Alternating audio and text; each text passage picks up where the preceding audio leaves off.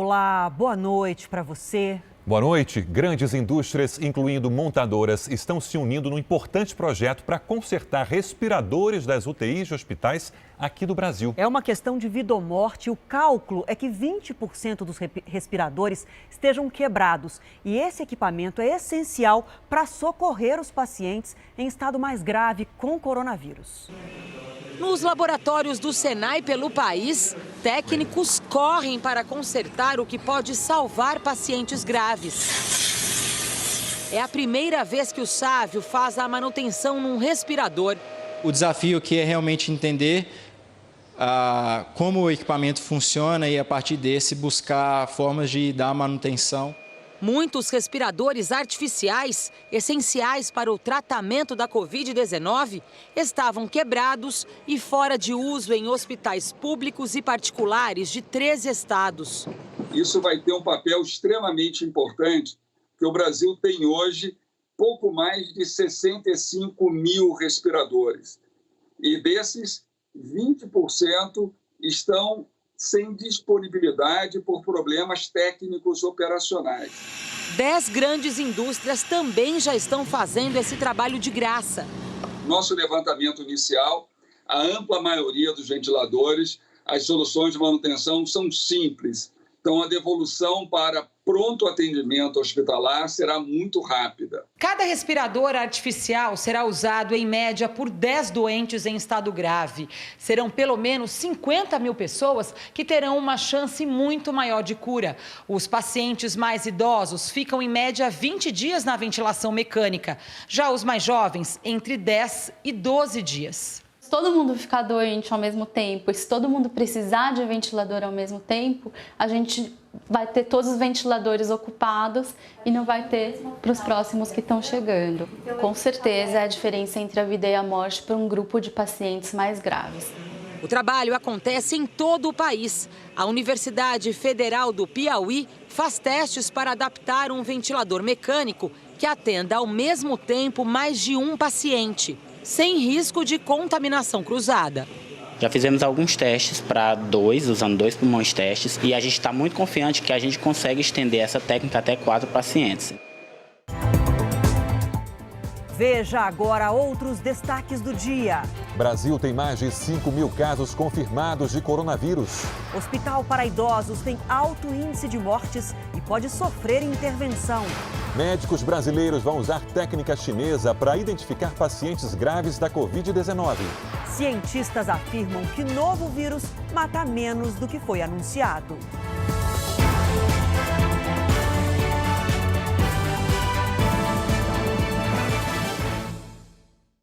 Oferecimento Bradesco Empresas e Negócios. Com você no futuro do seu negócio.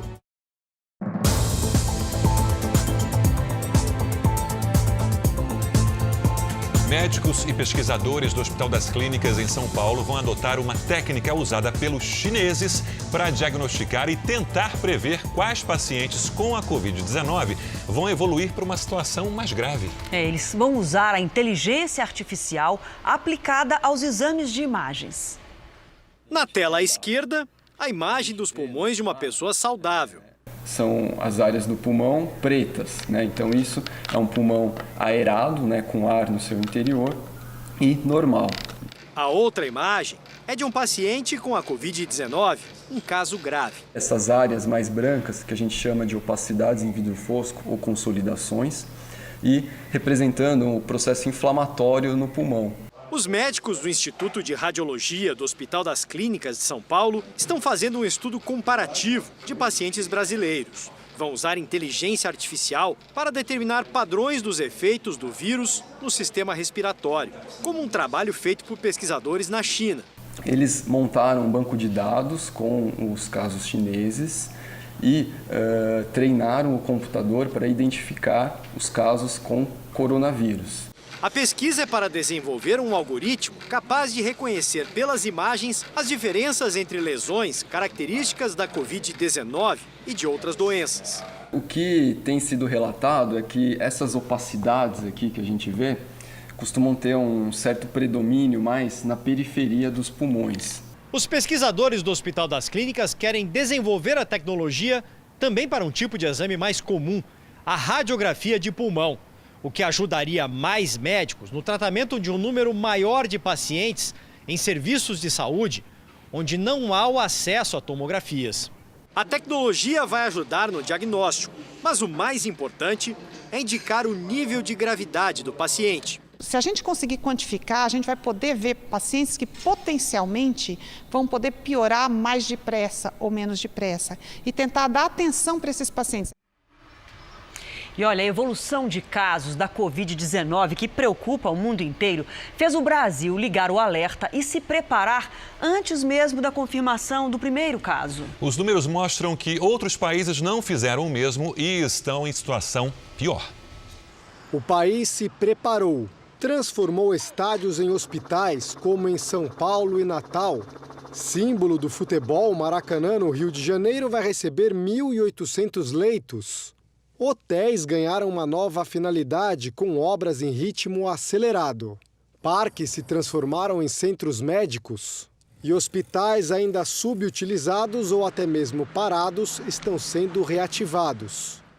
Nem todas as obras foram concluídas, mas isso não deve demorar.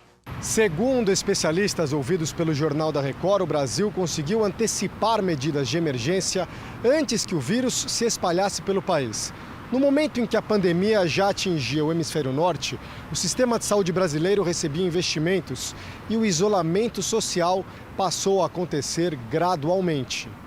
Abriu um concurso para contratar profissionais de saúde, comprou de novos respiradores que estavam faltando, as UTIs foram credenciadas pelo Ministério e vieram recursos para isso, e vários deles foram reativados. E o que nós observamos que grande parte da mortalidade de alguns países da Europa, como Itália, Espanha, se deveu ao fato deles não terem uma estrutura montada. No dia 24 de fevereiro, o Brasil registrou o primeiro caso de coronavírus, mesma data que a Suíça. 37 dias depois, temos 201 mortes e a Suíça 433. Já a Holanda tem 1.039 óbitos com o início da pandemia em 26 de fevereiro. Em 9 de março foi a vez da Turquia, que hoje soma 214 mortes. Em outra comparação, os Estados Unidos têm 11 mortos para cada 1 milhão de habitantes. A Itália tem 206 e o Brasil 0,9 por 1 milhão de habitantes. Os especialistas acreditam que o SUS é uma vantagem do Brasil em relação aos Estados Unidos.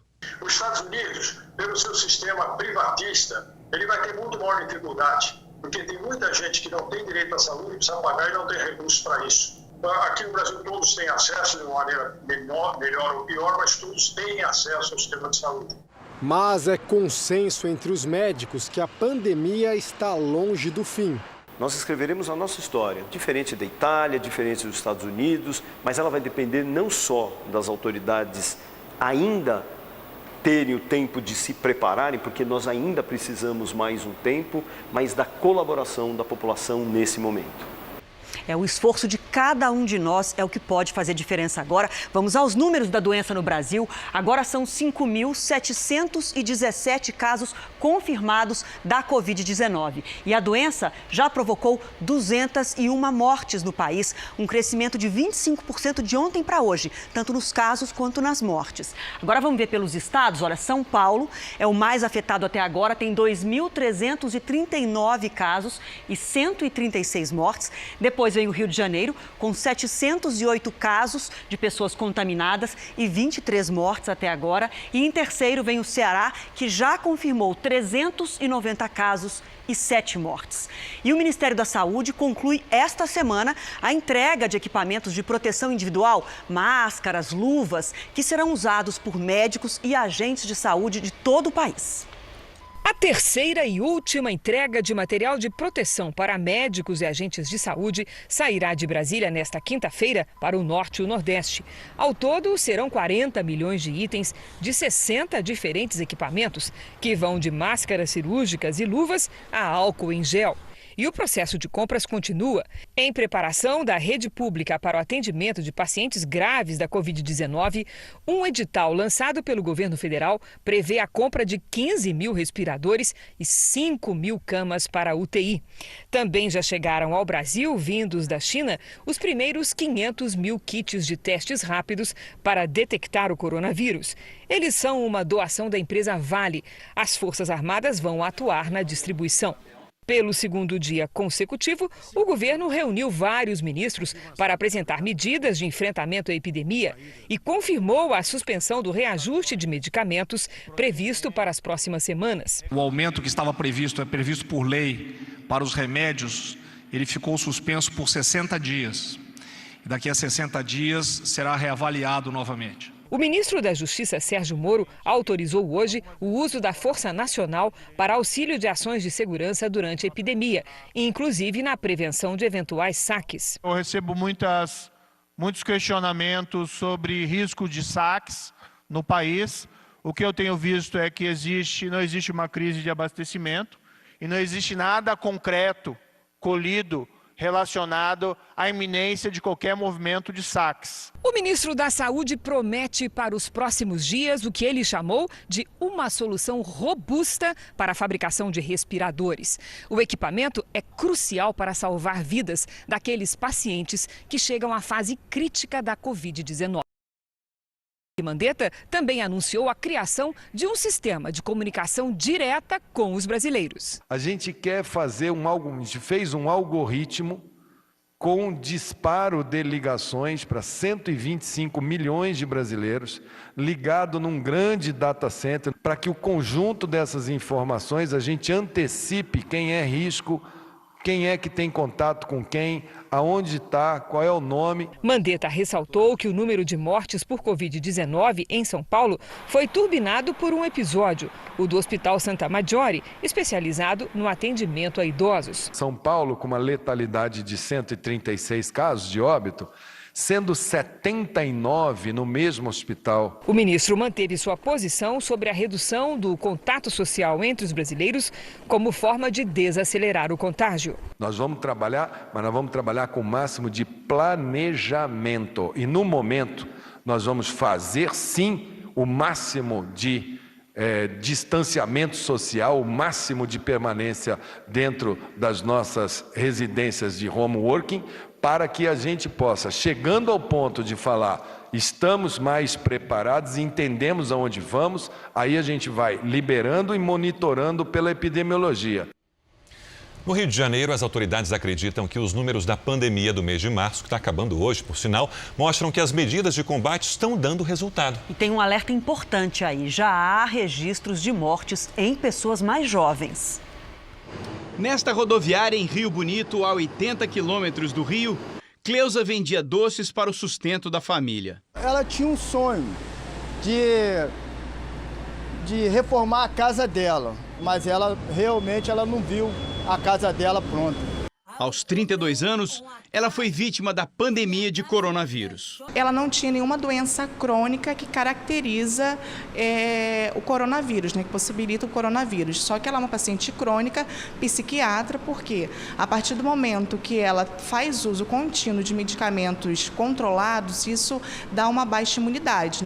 O estado do Rio tem até hoje 708 casos confirmados, 51 a mais do que ontem.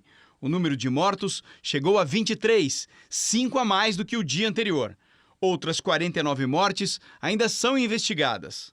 Para a Secretaria de Saúde, os dados do mês de março indicam uma tendência no achatamento da curva que mede a evolução do número de pessoas contaminadas no estado. Na avaliação dos especialistas, esse resultado é importante para evitar a superlotação nos postos e hospitais. O bom dessa história toda de você retardar a disseminação desse vírus é que você começa a ter um pouco mais de estrutura hospitalar para atender os casos graves. O esforço do isolamento social é percebido nas ruas da capital. O prefeito do Rio, pela primeira vez, participou de uma coletiva de imprensa usando máscara. A secretária municipal de saúde, Beatriz Busch, foi internada, suspeita de estar infectada pelo novo coronavírus. Marcelo Crivella informou que irá fazer o exame para saber se foi contaminado. Bom, e o resultado do teste para a Covid feito pela secretária municipal de saúde do Rio, Beatriz Busch, deu positivo. Ela está internada com um quadro clínico estável. Pelo menos 560 profissionais que trabalham em hospitais na cidade de São Paulo já foram confirmados com coronavírus. Pessoas que tinham a missão de tratar acabam virando pacientes nesse combate à doença. A repórter Giovana Rizardo tem as informações ao vivo. Giovana, boa noite. Que números você traz para a gente?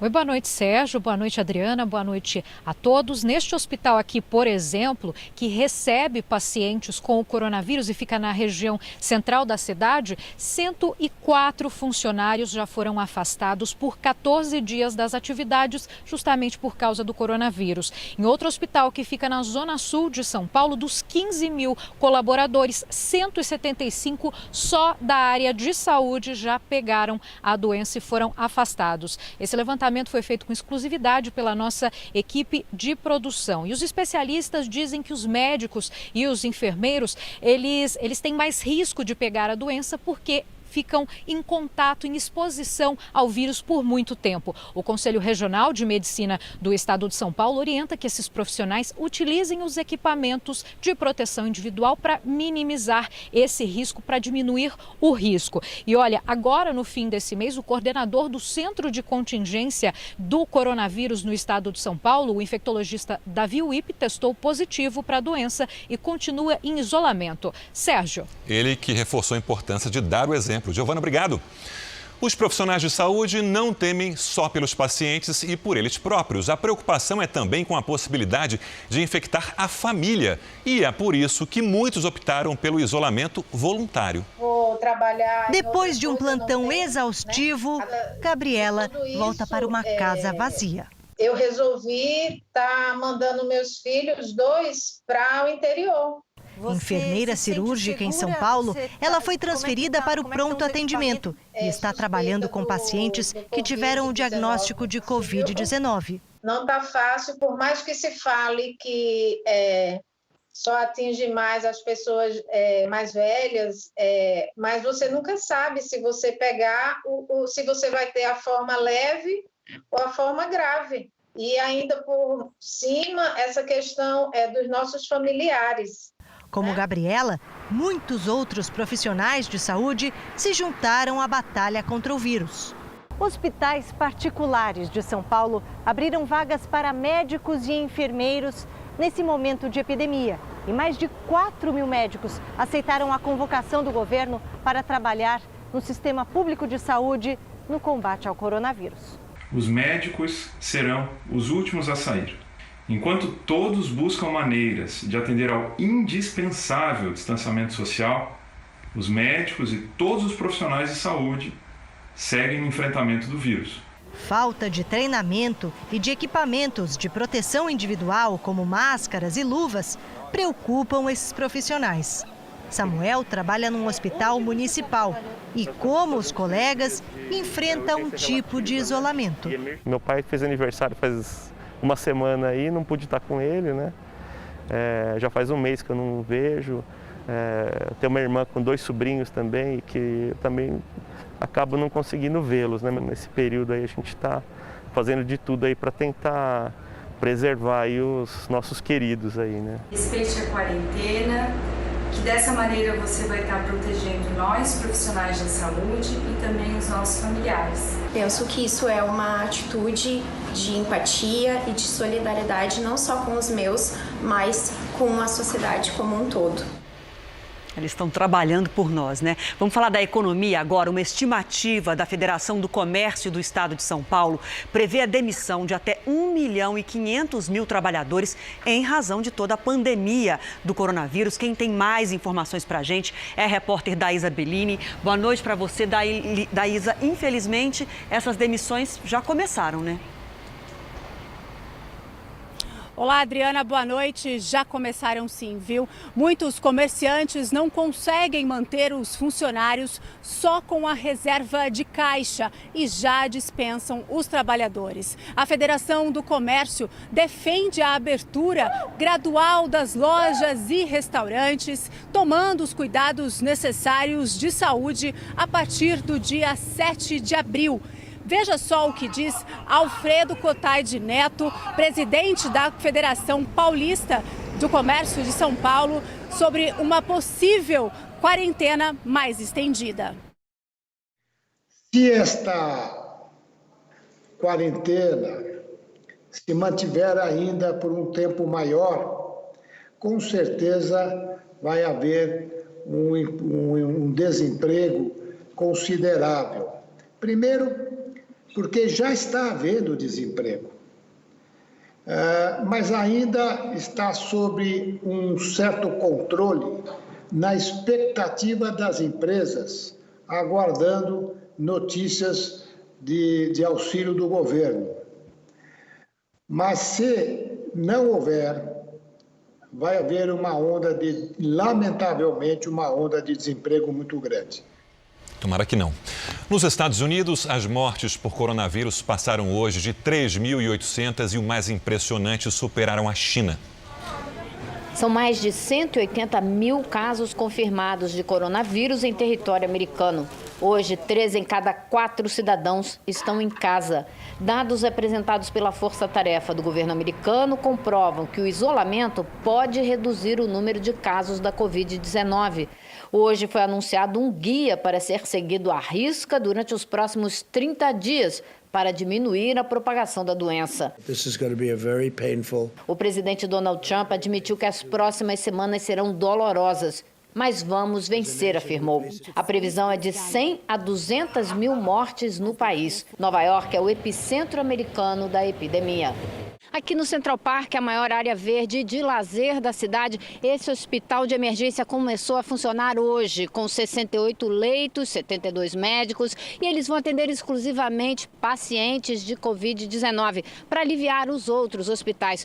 A cidade e o estado continuam construindo lugares de atendimento médico de emergência improvisados em estádios, ginásios, campos universitários e até hípicas.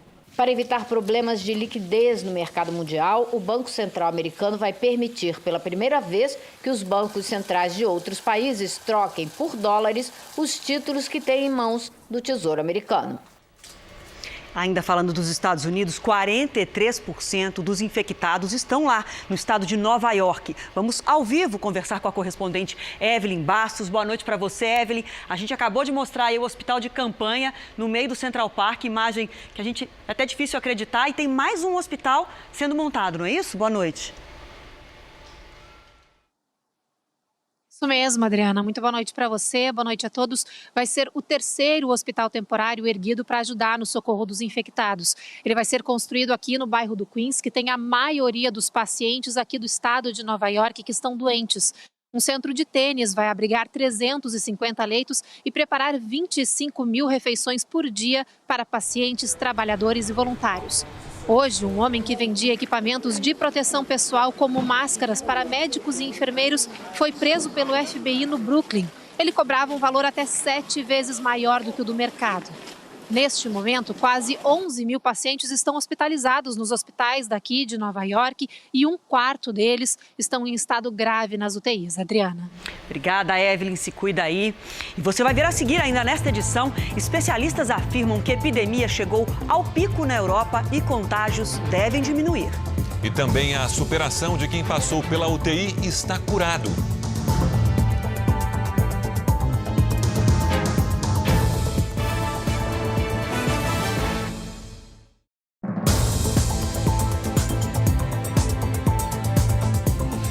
O Senado aprovou projetos importantes hoje, como o que dispensa a apresentação de atestado médico para os trabalhadores com coronavírus, o que vai dar mais tranquilidade aí para os empregados. Para todos, né? Então vamos direto ao vivo a Brasília. Olha, quem está lá com a gente essa noite é o repórter Alessandro Saturno. Boa noite para você, Alessandro. Suas informações, por favor. Olá, Adriana, boa noite para você, boa noite a todos. Olha, foram várias votações remotas e os senadores aprovaram esse projeto que beneficia o trabalhador que for infectado com coronavírus ou que tiver contato com pessoas doentes. Ele poderá ficar afastado por 7 dias sem a necessidade de apresentar um atestado médico. Mas lembrando que, segundo o que foi aprovado, ele terá que notificar o patrão.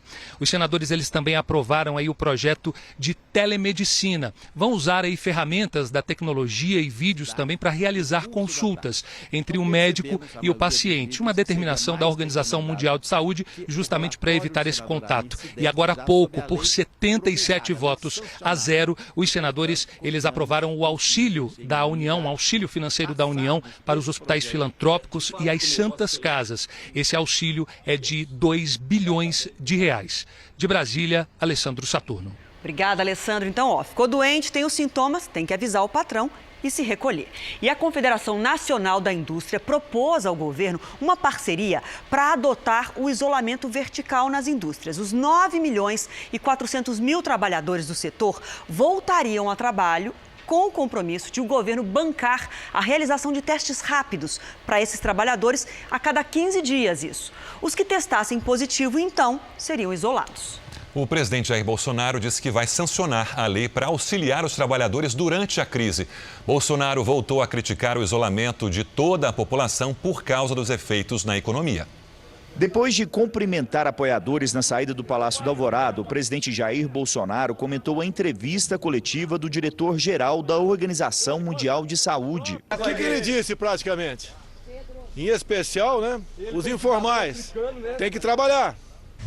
Tá todo mundo em casa. O que acontece? Nós temos 2 problemas, o vírus e o desemprego. 2 problemas, que não podem ser dissociados. Tem que trabalhar, nós temos que atacar juntos. Ele estava um pouco constrangido, parece, mas falou a verdade. A gente conhece ele com mais profundidade, né, do passado, mas eu achei excepcional a palavra dele. E meus parabéns ao OMS, se associa a Jair Bolsonaro. Na entrevista de ontem, ao falar sobre a situação na Índia, onde medidas repressivas têm sido adotadas para manter a população em casa, Tedros Adhanom afirmou que cada país deve observar que os cidadãos precisam trabalhar para levar alimentos para casa. Hoje, depois da declaração de Jair Bolsonaro, o diretor da OMS foi às redes sociais para negar que seja contra a política de isolamento. O presidente ainda ressaltou que o projeto de lei que libera ajuda emergencial de R$ 600 para trabalhadores informais e microempreendedores individuais será sancionado rapidamente. Foi aprovado ontem à noite, não foi? Hoje, sem falta, talvez pela manhã. Presidente, podemos mandar uma mensagem? Hoje, o mais rápido possível, prioridade total. Meu plano é receber já, do que depender de mim. Mas a Caixa Econômica faz esse pagamento aí. Garantiu que a intenção do governo é complementar a renda nesse momento de crise. A intenção é os R$ 600 direto no bolso dele. Não foi só essa medida. Várias outras medidas foram tomadas. Pessoal da pequena e média empresa, adiantando o 13º do aposentado e pensionista do INSS. Linhas de crédito para pequenos, para ter linha de crédito com juros lá embaixo. A posição do presidente a favor do isolamento vertical de idosos tem provocado o distanciamento de Jair Bolsonaro com alguns auxiliares. O primeiro e mais tenso embate é com o ministro da Saúde, Luiz Henrique Mandetta. Sérgio Moro, ministro da Justiça e Segurança Pública, compartilhou uma publicação do ministro do Supremo, Luiz Fux, que dizia ser necessário ouvir a ciência nesse momento. Daqui a pouco, às 8h30 da noite, o presidente vai fazer um novo pronunciamento em rede nacional de rádio e televisão sobre a pandemia de coronavírus. Nele, Jair Bolsonaro vai fazer um alerta sobre as dificuldades enfrentadas por trabalhadores informais, usando a fala do diretor-geral da Organização Mundial da Saúde. Até um tradutor do Itamaraty veio ao Palácio do Planalto analisar a fala. O governo acredita que a OMS não mandou ninguém voltar para as ruas, mas admitiu que é difícil manter em isolamento um trabalhador que não tem mais condições de comprar alimentos para levar para casa. Em entrevista coletiva no Palácio do Planalto, o ministro da Economia, Paulo Guedes, disse que não é possível avaliar quanto tempo a economia pode aguentar ao isolamento. Você não sabe ainda em que profundidade a coisa vem. O que eu sei é que entre tomarmos conhecimento da gravidade da crise, o Brasil não tinha 3 ou 4 casos quando o Mandetta foi ao Congresso Nacional e à presidência. Entre aquele momento e hoje, são 3 semanas e meia ou 4, nós injetamos na economia já 800 bilhões de reais. E o ministro da Saúde afirmou que é preciso esperar para que sejam implementadas medidas como a defendida pela Confederação Nacional da Indústria. A CNI propôs testes rápidos a cada 15 dias para que 9 milhões de pessoas voltem a trabalhar. Toda sugestão é bem-vinda, só que o momento, nós vamos ver o momento apropriado de falar sobre ações. Primeiro, passarmos sobre as condicionantes. Depois das condicionantes, para determinados lugares, para determinadas situações, graus diferentes, não vamos ter receita de bolo. Vamos agora com a opinião do jornalista Augusto Nunes. Boa noite, Augusto. Boa noite, Adriana. Boa noite, Sérgio. Desmascarado pela Lava Jato, Lula já foi condenado em segunda instância 2 vezes, ambas por corrupção. As penas de prisão somadas ultrapassam 35 anos, mas ele está solto por gentileza dos seus amigos no Supremo. Sem emprego fixo desde 1976, o ex-presidiário tem todo o tempo do mundo para dedicar-se à usina de falatórios que inaugurou há 45 anos. No momento, Lula tenta atribuir a Jair Bolsonaro todos os problemas do país que destruiu em parceria com Dilma Rousseff. Ouçam o que disse Lula nesta segunda-feira. Abre aspas. A única forma do povo se defender do coronavírus é ficando em casa. Ou o governo libera o dinheiro urgente na mão do povo, ou o povo vai começar a sair para ganhar o seu pão. A fome tem pressa. Fecha aspas. Lula jurou ter acabado com a fome em 2009. Dilma garantiu ter acabado com a miséria extrema em 2014. Ao estimular a rebelião dos famintos, Lula está admitindo que os únicos brasileiros pobres que ficaram milionários no governo do PT foram ele próprio, sua família e o bando de comparsas engajados no maior esquema corrupto de todos os tempos. Muitos deles ajudaram a parir o documento em que Fernando Haddad, Ciro Gomes, Guilherme Boulos e Flávio Dino exigem a renúncia de Jair Bolsonaro, acusado de ajudar a propagação da pandemia de coronavírus. Imaginem um Brasil governado por esse quarteto: um poste de joelhos, um coronel sempre à beira de um ataque de nervos, um estuprador do direito de propriedade e um comunista cevado pela burguesia maranhense. Todos parecem imunes ao vírus chinês. Só foram infectados, ainda no berço, pelo cinismo crônico, pelo oportunismo sem cura e pela sem-vergonhice epidêmica. Confrontado com esse quarteto, até o coronavírus poderia achar mais sensato fugir do Brasil. Veja a seguir, Japão não recomenda viagens a 73 países, entre eles o Brasil. E também Israel já testa em animais possível vacina contra o coronavírus.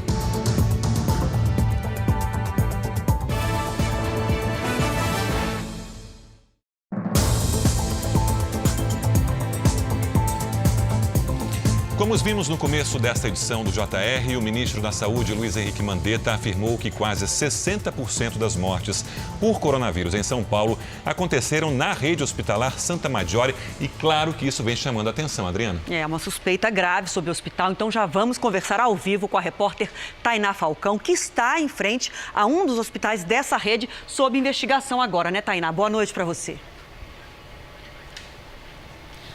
Boa noite. A crítica feita hoje durante uma coletiva de imprensa em Brasília, de certa forma, vai de encontro a uma iniciativa da Prefeitura de São Paulo. A Secretaria Municipal de Saúde já havia pedido a suspensão de 3 unidades da rede particular por descumprimento de regras sanitárias e epidemiológicas. O Ministério Público de São Paulo também abriu uma investigação para apurar se os hospitais cometeram algum algum tipo de crime por não notificarem possíveis mortes por Covid-19. A Prevent Senior, que administra os hospitais, disse que segue todas as regras da Organização Mundial da Saúde e que não houve registro de contaminação dentro das unidades hospitalares, conforme atestam os testes laboratoriais. De São Paulo, Tainá Falcão. Obrigada, Tainá. E olha, em todo o mundo já são mais de 850 mil pessoas contaminadas pelo coronavírus e mais de 40 mil mortes. Quase 180 mil pessoas, por outro lado, conseguiram se recuperar. É uma boa notícia. Na Europa, a luz no finzinho do túnel, Adriana. Especialistas acreditam que a doença pode estar em seu pico, ou seja, o ponto a partir do qual o número de contágios e mortes começa a cair. Hoje, prefeitos de todas as cidades italianas fizeram um minuto de silêncio em homenagem aos mais de 12 mil pacientes que não resistiram à doença. Bandeiras foram colocadas a meio mastro. O presidente do Instituto Superior de Saúde da Itália disse que o país atingiu o pico da pandemia. E agora, se os números seguirem a curva prevista, a tendência, segundo o órgão do governo, é que haja uma estabilização da quantidade de infectados e que depois esses números comecem a cair. Na Espanha, houve recorde de mortes por coronavírus num único dia. Foram mais de 800. No total, o país registrou mais de 8 mil óbitos desde o início da pandemia. O número de contaminados passa de 90 mil. Para amenizar a superlotação em hospitais, um centro de convenções na capital Madrid vai receber até 1.400 pacientes. O Banco Mundial afirmou que os países do leste asiático e do Pacífico devem criar mecanismos para combater os impactos econômicos causados pelo coronavírus. De Tóquio, a nossa correspondente Cíntia Godoy traz as informações ao vivo. Bom dia para você aí, Cíntia. Boa noite, Adriana. Segundo o Banco Mundial, caso os governos não ajam imediatamente, esses países podem enfrentar uma recessão. Na China, a expectativa é que a economia cresça apenas 0,1%. A desaceleração poderia levar 11 milhões de pessoas à pobreza extrema. A partir desta quarta-feira, a China passa a incluir casos de pessoas sem sintomas nos registros do coronavírus. Pelo menos 1.500 pacientes têm a doença, mas são assintomáticos. Na Coreia do Sul e no Japão, pessoas sem sintomas já fazem parte do balanço. E hoje o governo japonês recomendou que a população não viaje a países com alto risco de contaminação. Na lista há 73 nações, como China, Estados Unidos e Brasil. Brasileiros que estavam no Suriname e no Equador, impedidos de voltar para casa por conta da pandemia, finalmente conseguiram retornar hoje. Foram 2 voos fretados pelo Itamaraty que trouxeram mais de 200 pessoas. A expectativa era grande. Finalmente a angústia ela vai passar agora, né? Essas imagens foram feitas no momento do embarque em Paramaribo, capital do Suriname. Os 52 passageiros passaram álcool nas mãos e receberam máscaras assim que entraram no avião. Foram quase 2 horas de voo até Belém. Todos super ansiosos para poder rever suas famílias. O desembarque aqui em Belém é o fim de semanas de espera, mas antes de deixarem o aeroporto, todos os passageiros vão ser submetidos a uma triagem médica. Um consultório de campanha foi feito no saguão interno do aeroporto. Um a um, os passageiros foram atendidos. Os paraenses já foram liberados, assumindo o compromisso de cumprir uma quarentena domiciliar nas suas residências. Os demais já foram realocados em voos que, inclusive, já estão saindo. O mesmo aconteceu no aeroporto de Congonhas, em São Paulo. Um voo com 159 passageiros chegou do Equador, depois de 12 dias de espera. Ela estava segura lá, mas assim, estando com a gente prefere, né? Então agora é cuidar da cria. Um dia de desembarques emocionados. Brasileiros que finalmente retornaram para casa. Seja bem-vindo. Obrigado. Bem-vindo assim de longe, mas bem-vindos, que alívio, hein? Olha, 3 laboratórios das Forças Armadas no Rio de Janeiro vão se juntar para aumentar a produção e a oferta da cloroquina, medicamento que é usado no tratamento de casos mais graves do coronavírus, mas lembrando que esse uso ainda é em caráter experimental. Vamos ao vivo até o Rio de Janeiro falar com o repórter Pedro Paulo Filho. Boa noite para você, Pedro. Qual a capacidade de produção? Quantos comprimidos?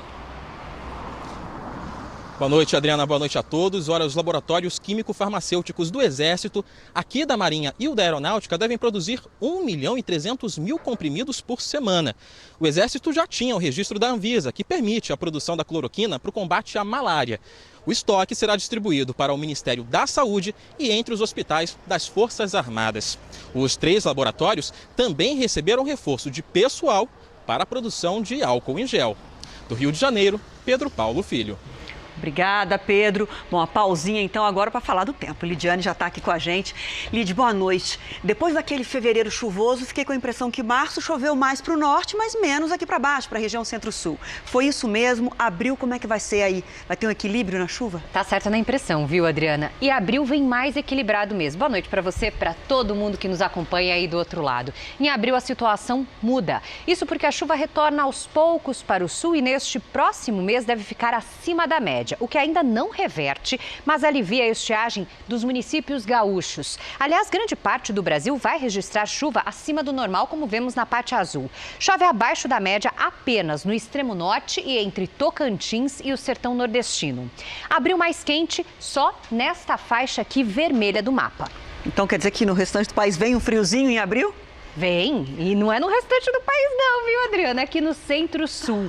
Prepare-se, porque este fim de semana vai ficar já mais frio e dias gelados devem chegar na segunda metade do mês. Amanhã chove em grande parte do país. Tempo firme apenas nas áreas claras aqui do mapa. No Rio Grande do Sul, risco de temporais à noite, principalmente na fronteira com o Uruguai. No Sudeste, os temporais são isolados em Minas Gerais e no Rio de Janeiro. Também chove forte entre o Amazonas e o Piauí.